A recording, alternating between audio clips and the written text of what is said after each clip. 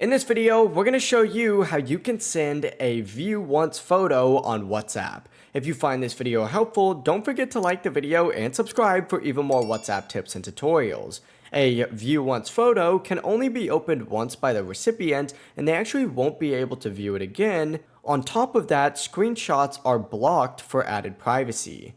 To send one, simply go ahead and open up the chat where you'd like to go ahead and send that photo. As you can see in the bottom right corner, there's going to be a camera icon, and from here you can either take a new photo or you could just select one from your gallery in the bottom left. I'm going to take this new photo right here. Go ahead and make as many edits as you'd like, and then simply go ahead and tap on the one icon on the caption field, and you'll actually get this thing to pop up here. Simply go ahead and hit OK, and then hit send, and this picture is only going to be able to be viewed once. After that, it's going to disappear. But yeah, let us know if you have any questions down in the comments below, and remember to like and subscribe.